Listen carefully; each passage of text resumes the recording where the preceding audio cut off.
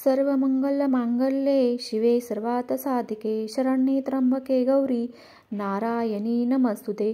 नमस्कार। श्री स्वामी समर्थ। स्वामी कृपेने आणि महालक्ष्मीच्या कृपेने तुमच्या सर्व इच्छा मनोकामना पूर्ण हो अशी मी स्वामी महाराजांना आणि देवी आईला महालक्ष्मीला प्रार्थना करते। आजच्या नवीन व्हिडिओमध्ये तुमच्या सर्वांचं स्वागत करते।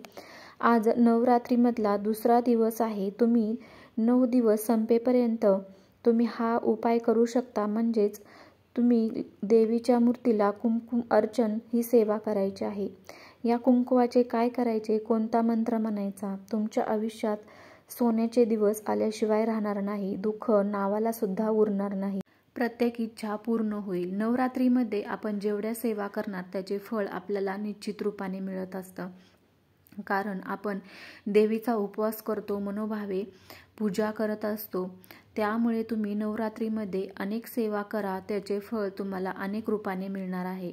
आज आपण पाहत आहोत देवीच्या मूर्तीवर तुम्ही कुंकुमार्चन सेवा कशी करायची आहे, कोणता मंत्र म्हणायचा आहे, त्या कुंकुवाचं काय करायचं आहे, सर्व माहिती आपण या व्हिडिओमध्ये पाहणार आहोत। तत्पूर्वी चॅनलवरती नवीन असाल प्लीज चॅनलला सबस्क्राईब करा, बेल आयकॉन प्रेस करा, जेणेकरून मी कोणताही व्हिडिओ अपलोड करेन ते सर्वात अगोदर तुमच्यापर्यंत पोहोचेल आणि एक व्हिडिओ मिस होणार नाही। व्हिडिओ आवडला तर लाईक देखील करा, कमेंटमध्ये श्री स्वामी समर्थ देखील लिहायला विसरू नका।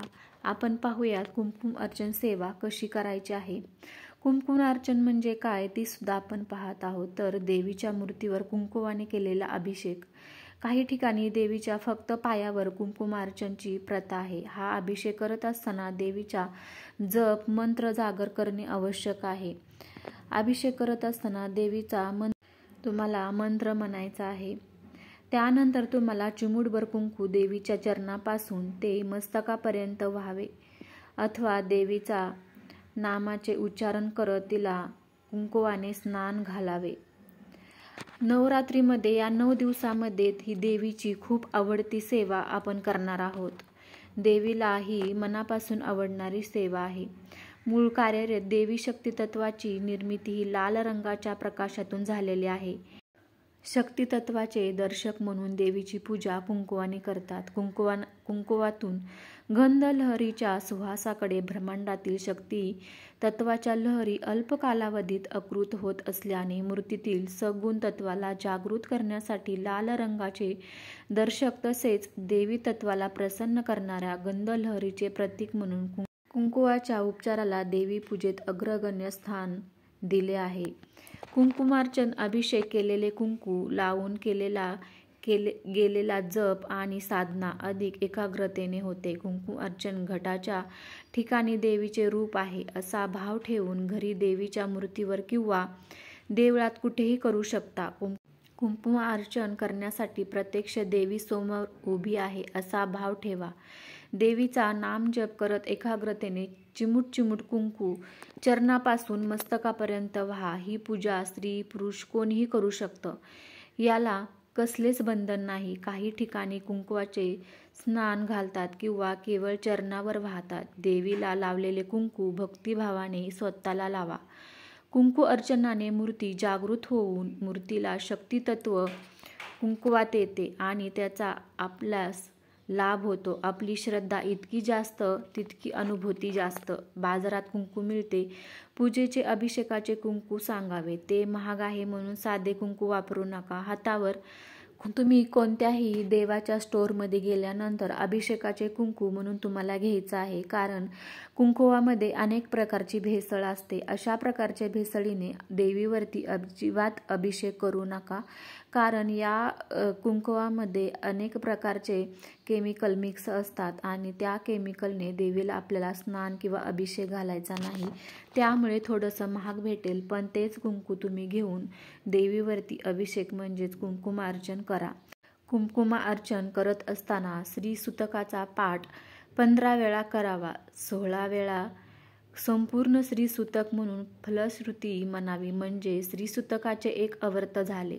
काही ठिकाणी सामूहिक रीतीने ही पूजा करतात। चंदनाची उदबत्ती जरूर लावावी। सर्व पूजा झाल्यावर एका ताटात खण नारळ घेऊन घरातल्या देवीची ओटी भरावी। डाळिंब मिळाले तर आणावे, देवीस ते फार प्रिय आहे। नवरात्रीचे 9 दिवस एका निरंजनात अगदी लहान कापूर घेऊन तो प्रत्येक खोलीत जाळावा. घराला 4 खोल्या असतील तर प्रत्येक खोलीत ते निरंजन लावून घेऊन ते प्रत्येक खोलीत फिरवावे आणि तिथे एक कापराची वडी त्यात जाळावी. मग ते उचलून दुसऱ्या खोलीत न्यावे आणि पुन्हा तेच करावे. याने घरात अत्यंत सकारात्मक ऊर्जा आणि वातावरण एकदम प्रसन्न निर्माण होते.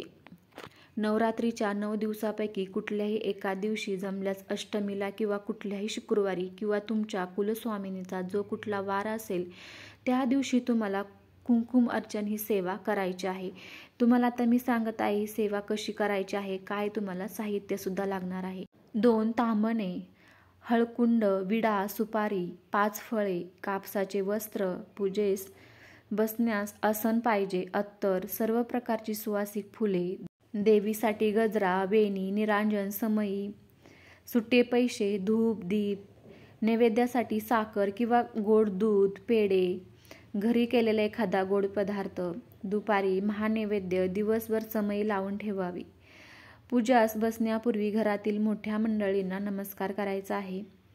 धूत वस्त्र नेसावे. पुरुष पूजेस बसणार असतील तर जानवे घालावे. देवीची देव्हाऱ्यातील मूर्ती एका ताम्हणात ठेवून चौरंगावर किंवा पाटावर ठेवावी. तिला अभिषेक घालावा. मग सुवासिक पाण्याने दुधाने अंघोळ घालून पुसून हळदी कुंकू लावावे. फुलाने अत्तर लावावे. मग कुंकुमार्चनाला सुरुवात करावी. जप म्हणायचा आहे तुम्हाला. ओ श्री महालक्ष्मी माताय नमः. पुन्हा एकदा ऐका.